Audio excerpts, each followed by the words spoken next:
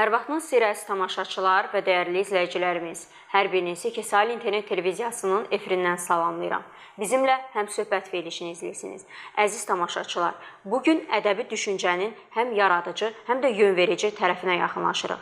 Qarşımızda sözün yükünü həm şair, həm redaktor kimi daşıyan, ədəbiyyatın bugünü və sabahı haqqında dərin düşüncələri ilə seçilən bir qonaq var. Onunla poeziyanın doğuluş anından tutmuş ədəbi jurnalın missiyasına, gənc yazarların yoluna və rəqəmsal dövrdə ədəbiyyatın çağırışlarına qədər geniş bir müstəvidə söhbət aparacağıq. Studiyamızın bugünkü qonağı Ulduz jurnalının baş redaktoru, əməkdar jurnalist Qulu Ağsəsli. Xoş gəlmişsiniz Qulu müəllim. Təşəkkür edirəm, çox sağ olun. Qulu müəllim, qeyd etdiyimiz aspektdə sizinlə həm söhbət olmaq istərdik. Belə bir sual ünvanlamaq istəyirəm. Sizi yazmağa gətirən ilk duyğu nə olub və poeziya sizə nə vaxt və necə gəlib? Bu barədə ümumi təəssüratlarınızı öyrənmək istərdik. Buyurun. Bu uğursuz bir təsadüf olub. Mən deməli, dərslərimi hazırlayandan sonra qardaşıma təklif elədim, damla oynayaq. Qardaşım müxtəlif şərtləri irəli sürdü.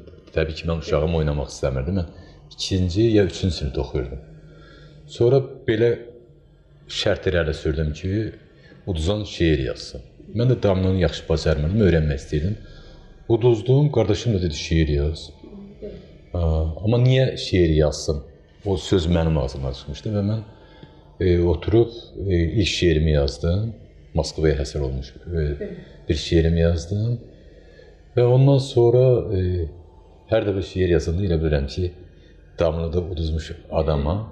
Amma eyni şeyləri danışmaq bilirsiniz, bəzən tərcümə halının özü adamı belə yorur. Mən bir dəfə harda, neçənci ildə doğulmusan soruşanda fərqli il və başqa məkan demişdim. Jurnalist təəccüblənmişdi ki, siz həmin vaxtda və həmin yerdə doğulmamışsınız, Qarabağda doğulmuşsunuz və filanıncı ildə. Dedim ki, hətta bəzən tərcümə halının özü belə insanı usandırır. Məcbursan ayrı bir yer uydurmağa, ayrı bir məkan uydurmağa və ayrı bir vaxt uydurmağa. Və əslində elə görünür, ədəbiyyatın missiyası da budur ki, o səni darıxmağa qoymur. O səni müxtəlif, baxın da, məsələn, biz bəzən dönüb uşaq oluruq. Bax, ədəbiyyat bax oradadır. Bəzən özümüzü həddən artıq yaşlı hiss edirik. Bəzən çox yorğun hiss edirik özümüzü. Məsələn, səhər dururuq, biz elə gəlir ki, yuxudan oyananda elə gəlir ki, bütün gecəni daş daşımışıq.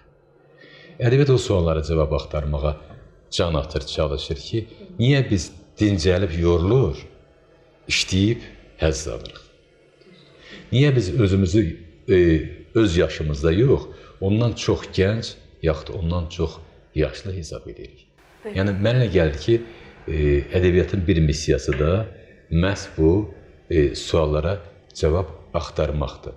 Mən demirəm tapmaqdır. Əgər tapsaydı, o öz işin missiyasını, öz görəvini başa vurmuş olardı. Amma ədəbiyyatın missiyası görünür, nə qədər ki, dünya var, insan var, o, yəni, heç vaxt başa çatmayacaq. Yəni, biz neynəsək belə, suallardan yaxa qutara bilməyəcəyik, nə də verdiyimiz cavablar belə, birisi necədir? Bir yerdə əgər ən mükəmməl cavab gəlirsə, bununla arxain olmaq olmaz. Deməli, bu növbəti bir sualın başlanğıcıdır. Və ona görə də deyim ki, yəni, adi bir maraq, adi bir oyun, həyatımda uşaqkən məni yazmağa sövq eləmişdi və hələ də mən oyunu, o ömür özü də, o damla daşları kimi, də bilirsiniz. Hələ də mən görünür oyunu uda bilmədiyimə görə, bacarmadığıma görə yazmağa davam edirəm. Qulu müəllim, bəs ədəbiyyata baxışınız zamanla dəyişibmi? Zaman özü dəyişdiyi kimi, ədəbiyyata münasibət də əlbəttə dəyişir. Əvvəllər özünə komir saydığın, əvvəllər özünə ustad hesab elədiyin adamları bir müddət sonra sərf nəzər eləyəndə baxıb görürsən ki, bunlar əslində sənin axtardığın adamlar deyil. Başqa mənbələr, başqa istinadlar, başqa hədəflər özün üçün seçirsən, müəyyənləşdirirsən və hər dəfə o dəyişir. Mən demişəm bunu, deməli, ədəbiyyatın ilğım olduğun düşüncəsindəyəm. Yəqin ki, ilğımı uşaq vaxtı elə indinin özündədir. Hələ də uşaqlığı başından ötməyən adamlar müşahidə eləməkdən zövq alırlar. Mən balaca olanda, deməli, kənddə kəndin o düzən hissəsi var, boş hissəsi. Ora gedirdim və oradan baxırdım ki, uzaqda, bir neçə kilometr uzaqda yerlə göy birləşib. Və mən dəhşətə gəlirdim ki, necə ola bilər yerlə göy birləşsin, amma mən orada yaşamıram, mən orada deyiləm. Və mən saatlarla hərəkət edirdim, qaçırdım ki, gedib həmin yerə çatım, yerlə göyün birləşdiyi yerə. Və orada mən də oldum. Gedib ora çatanda baxırdım ki, qoyub gəldiyim yerdə yerlə göy birləşir. Mən yerlə göyün oyunun uşaq vaxtından görmüşəm və bu oyun məni hipnoz eləmişdi, məni sehr eləmişdi. Deməli, mənim olmadığım yerdə yerlə göy birləşir. Mənim olduğum yerdəsə, onlar bir-birindən çox uzaqdır. Və mən həmişə can atırdım ki, mən həmin yerdə olum, mən birləşdirim yerlə göyü. Və yazmaq ehtiyacı bəlkə elə ondan yaranır ki, sən o ilğim kimi həmişə səndən uzaq olana can atırsan. Bir şey ki, səndən ilğim kimidir, səhrada su kimidir. Və sən həmişə ona can atırsan, gedim ona çatım, onu əldə edeyim, onun bir parçası olum. Və yazanda mən elə bilirəm ki, hərəkət eləmədən belə, o yerlə göyün birləşdiyi yerdə oluram və onun bir parçası oluram. Yazmaq, yəni harasa gedib çıxmaq məndən ötürü bir hərəkətdir. Bir dəfə demişdim ki, mən daha çox ayaqlarımla yazıram, əllərimdən daha çox. Çünki bu şeirin havası gələndə, yazının havası gələndə mən mütləq addımlamalıyam. Elə bir ki, onu ölçürəm. O yazını. Çox hərəkət eləsəm də yazılarım uzun olmur, balaca olur. Onun da başqa bir səbəbi var. Çünki şeirdəki, essedəki, hekayədəki, məqalədəki artıq sözlərin əleyhiniyəm. Belə hesab edirəm ki, bizə qədər deyilmiş sözlərdən kifayət qədər, yəni o şeylər ki, deyilib, ifadə olunub, onları təkrara ehtiyac yoxdur. Hətta öz dediklərimizin təkrarında ehtiyac yoxdur. Ona görə nə qədər çox addımlasam da, o çoxlu zülmdən yerdə balaca bir məhsul qalır. Konkret. Çox az məhsul qalır. Yəni, belə baxanda insan bir romanlıq hərəkət eləyir. Bir epopeyalıq, bir trilogiyalıq hərəkət eləyir, amma sonra o məhsulu yığışdıranda, məsələn, arı necədir? Gün ərzində bir neçə 100 kilometr məsafə qət edə bilər arı. Amma sonda onun gətirdiyi, arının gətirdiyi məhsul görün nə qədər balacadır.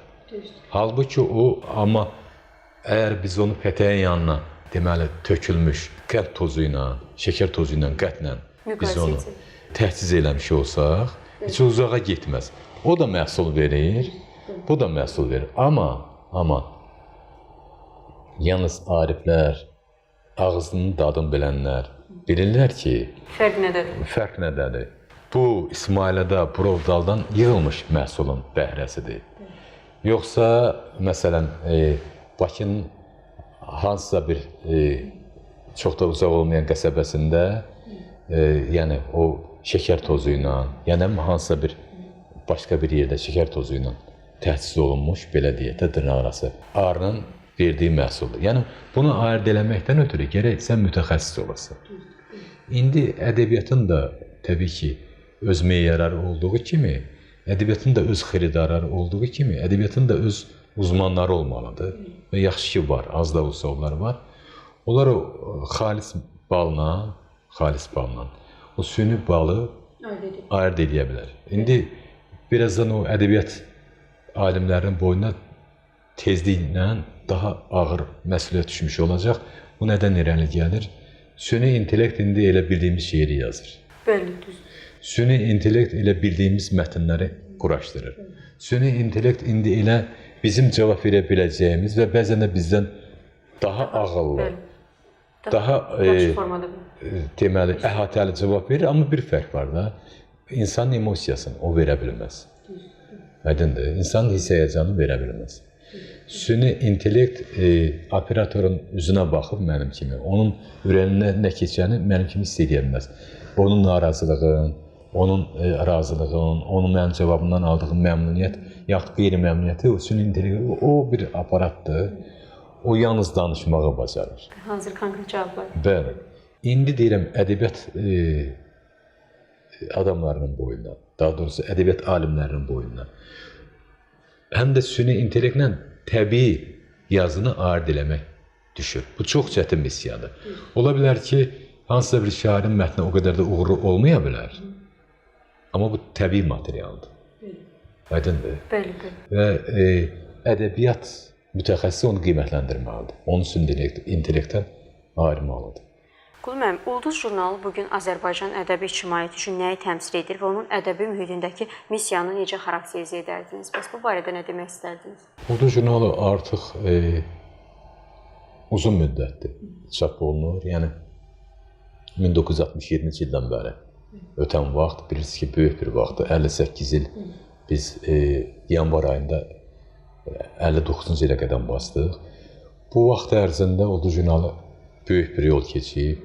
Burada Azərbaycanın indi klassiklərə çevrilmiş adamları həm çap olunublar, həm çalışıblar, həm redaktorluq ediblər. Yəni burada Məmməd Arad çalışıb, burada Yusuf Səmədoğlu, Cabir Noğru çalışıb.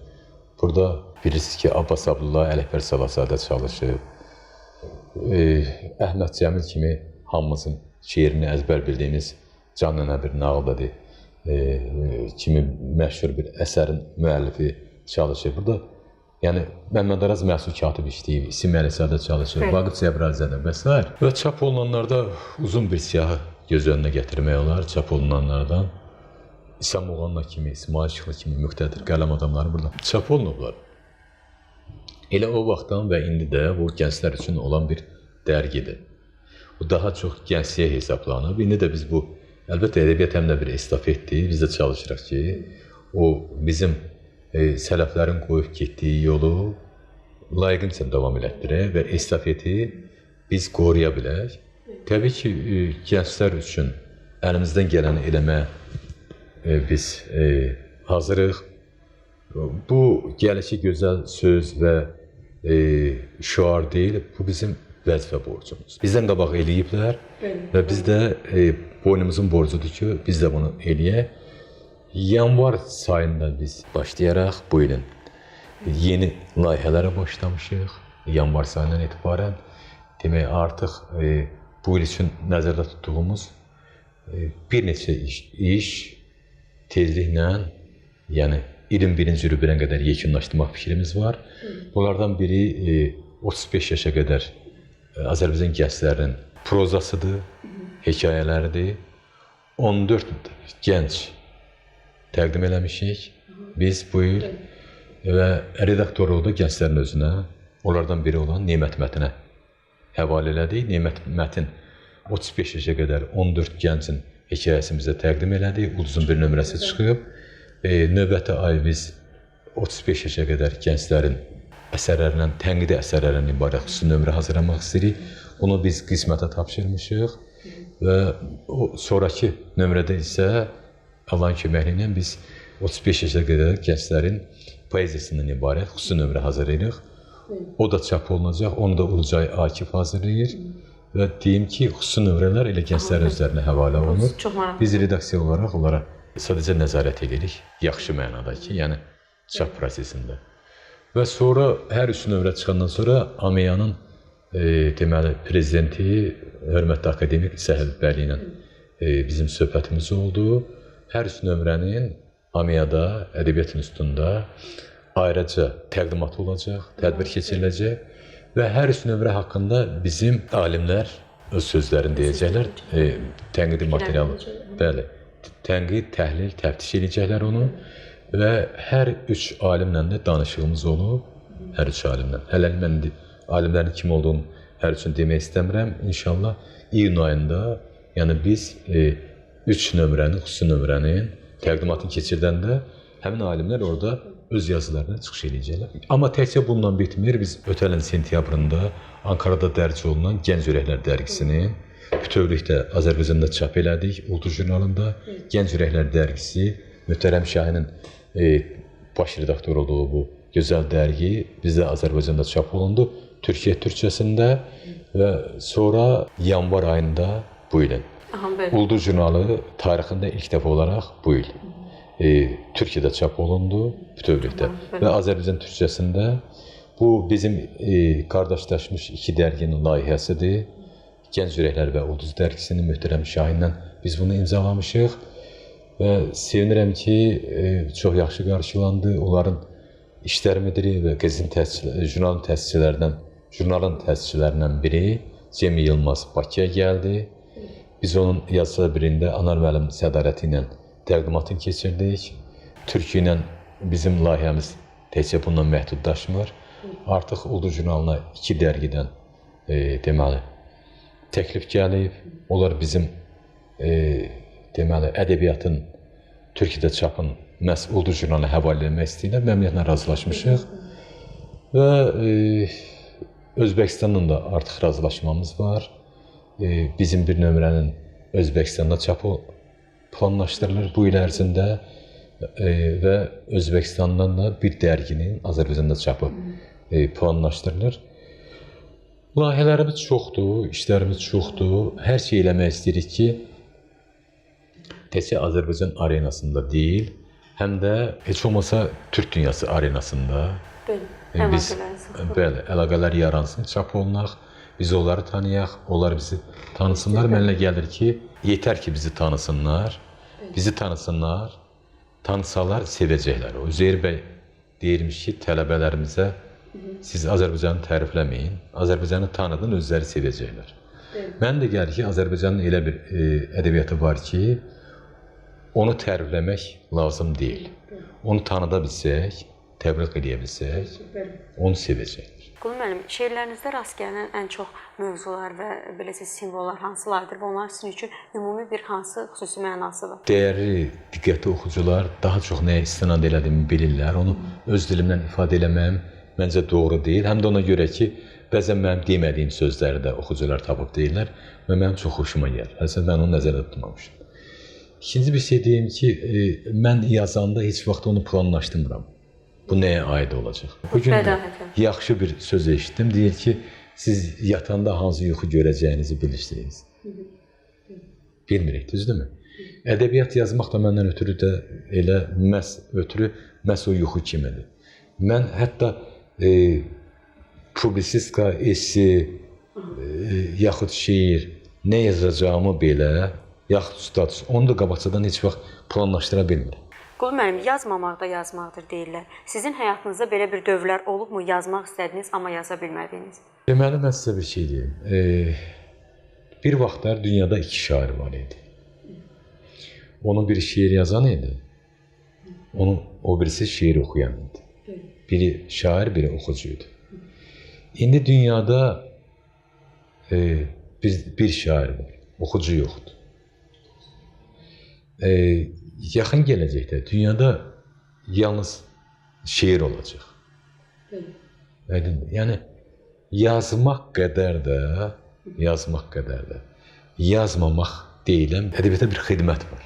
Bəzən sən yazmamaqla da həm ədəbiyyata xidmət edə bilərsən, həm də susmaq kimi mükəmməl bir janr yarada bilərsən. Mən onunla bağlı sizə bir şey deyim. Təbii ki, yazmadığım dövrlər olub, uzun dövrlər olub.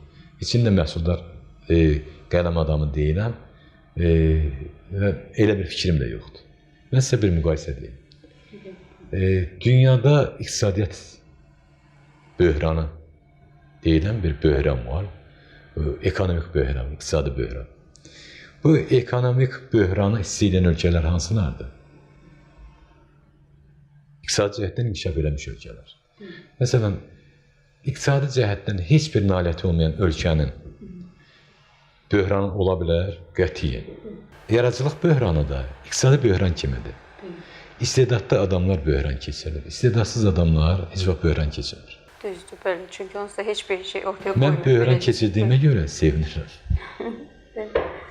Siz şeirə ümumiyyətlə estetik baxışla yanaşırsınız, yoxsa onun ictimai funksiyasına daha çox önəm verirsiniz? Əlbəttə ki, ilk növbədə mən onun yəni o poetik dəyərlər var, onunla ölçürəm, nəinki ictimai dəyərlər. Bilirsiniz, yəni vətəndaşlıq poeziyası da var, ictimai dəyərlər özündə daşıyan gözəl nümunələr də var. Amma mənim üçün poeziya deyəndə, dəyərlər deyəndə, mən onu iki qismə ayırıram. Mükəmməl deməli, çəkilmiş, fotoqraf kimi çəkilmiş belə şəkillər var. Yəni baxırsan ki, bu əla poeziya, həyatın bir şəklidir, amma fotoqraf çəkib onu, olduğu kimi. Onun gözəl nümunələri var, realist nümunələri var, onları da sevirəm mən. Amma mənim üçün poeziya mənim üçün rəssam işidir. Yəni mən sizi görürəm, amma sizi güzgüdə göstərmirəm. Mən sizi necə görürəmsə yazıda, siz onunla razılaşa və razılaşmaya bilərsiniz. Bu sizin artıq öz işinizdir. Mən həyatın hadisələrin, predmetləri poeziyada rəssam kimi əks etməyin tərəfindəyəm.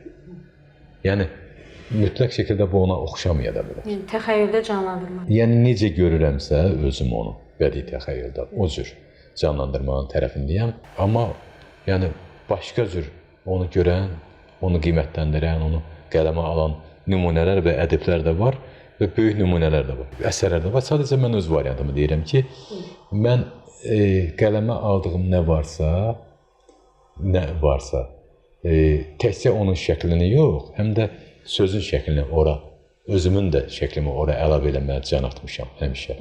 Bu, bilməyərəkdən belə olub əvvəllər, amma indi o artıq bu bir üsluba, stilə çevrilir. Bəli, Qulu müəllim, əgər sabah Ulduzun rəhbərliyini yeni bir gəncə təhvil versəniz, ona hansı 3 tövsiyəni verərdiniz? Mən Ulduzun baş redaktorluğunda soruşdular necə işləyəsən, demişdim ki, 3 söz demişdim, vicdanla, vicdanla və vicdan.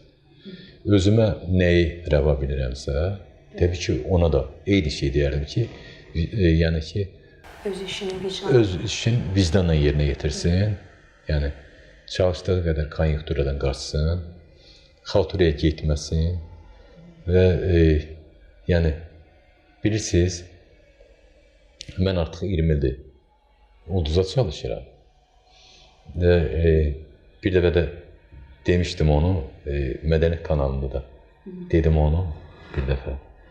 Yerə ən yaxın Ulduzun bizlə arasındakı məsafə 149 milyon 600 min işıq ilidir.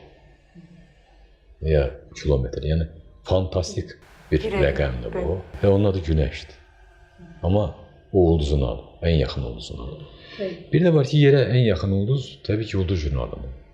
Yəni, biz o yerə ən yaxın ulduzu yalnız gündüz görürüksə, gecə görmürük. Aydındır. Amma ulduz jurnalını gecə də görə bilərsiniz, gündüz də görə bilərsiniz. Yetər ki, siz onu görmək istəyəsiniz.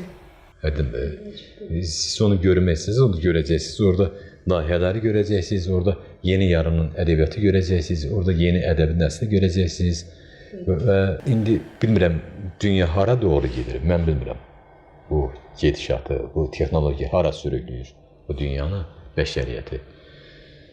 Mən ədəbiyyatsız, poeziyasız, musiqisiz, hissiz, həyəcansız dünyanı qəbul qətiyyən. Və sevinirəm ki, o hiss dolu, həyəcan dolu, hətta kin dolu, hətta nifrət dolu, o emosiyalarımızın bilirsiniz ki, sayı hesabı yoxdur. O dünyamızda sevinirəm ki, Ulduzun da rolu var və olacaq. Qulu müəllim, son sualımı ünvanlamaq istəyirdim.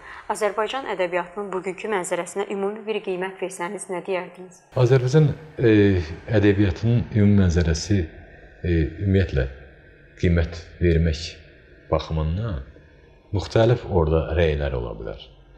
Əvvəlcə mən müşahidə elədiyim və oxuduqlarımdan danışmaq istəyirəm. Bəziləri Azərbaycan ədəbiyyatının dünya ədəbiyyatından çox geridə qaldığı fikrindədir və onu elmi şəkildə əsaslandıra bilirlər. Başqaları Azərbaycan ədəbiyyatının dünya ədəbiyyatından çox öndə olan, bəziləri hətta ən öncül olduğunu güman edirlər və onu da yarı elmi, yarı publisistik, yarı belə essi janrında onu əsaslandırmağa çalışırlar. Onlar da haqlıdır bəzən onlar da haqlıdır. Amma mən ümumiyyətlə Azərbaycan ədəbiyyatının qısaca deyəcəm öz rəyimi. Yerindən narahat deyil. İstəyir o dünya ədəbiyyatının ən ön sırasında eləsin, istəyir ən geridə olsun. Hər iki variant məni qane eləyir. Ona görə ki, mən onun yerini əslində bilirəm ki, Azərbaycan ədəbiyyatının harda olur olsun, arxada, qabaqda öz yeri var. Bilirsiniz, bu ən vacib məsələdir. Ən vacib məsələ. Ədəbiyyatda biz şəxsləndirsək, insana bənzəsək, dünyada o adamlara mən hörmətlə yanaşıram ki, onların öz yeri var. O belə bir ifadə var, deyir ki, cənnətdə baş aşağı gəzincən, cəhənnəmdə deyir kişi kimi gəzmək daha yaxşıdır. İndi bizim ədəbiyyatın, bilmirəm indi bu ədəbiyyatşünaslar, o cümlədən o dünya alimləri, onu harda qoyurlar onun yerini. O başqa məsələdir. İrəlidə, yeridə söhbət ondan gedir ki, bizim ədəbiyyatın kökü var, tarixi var, ölçəksi var və öz yeri var. Onun öz yerinin olmağı, mənə elə gəlir ki, bizə onunla öyünməyə, təxir eləməyə haqq verir. Mən öz ədəbiyyatımızdan, yəni nə tarixindən, nə taleyindən, nə gələcəyindən narahat deyiləm. O ədəbiyyat, yəni elə bir Azərbaycan ədəbiyyatı elə bir gücü var ki, elə bir onun bir sehri var ki, o yəni gələcək zamanda da, hətta insanlar nə vaxtsa ağlayanda, nə vaxtsa güləndə, nə vaxtsa kiməsə aşiq olanda, bu ədəbiyyatda kiminsə misraları hökm deyil mənim olsun, amma ola bilər mənimdir. Kiminsə dilində səslənəcəksə, deməli onun taleyindən təsir edə bilir. Bəli, deməli onun taleyindən narazı olmağa dəyməz və bununla da tamamlayayım ki, mən ümumiyyətlə yer sırasının, istər Azərbaycan ədəbiyyatının bəzən o şairləri təsnif edirlər, Sovet ədəbiyyatında kim birincidir, kim. İstər indiki dövrdə, istər klassik dövrdə, istərsə də dünya ədəbiyyatında, o cərgədə sıralamanın əleyhinə. Çox sağ olun Qulu müəllim, fikrinizi bölüşdüyünüz üçün təşəkkür edirik. Mən təşəkkür edirəm, sağ olun. Çox sağ olun. Sağ olun. Belə əziz tamaşaçılar və dəyərli izləyicilərimiz, bugünkü verilişimizin sonuna gəldik. Nəzərinizə çatdırmaq istərdim ki, studiyamızın bugünkü qonağı Ulduz jurnalının baş redaktoru, əməkdar jurnalist Qulu Ağsəs idi. Gələn görüşlərə dək.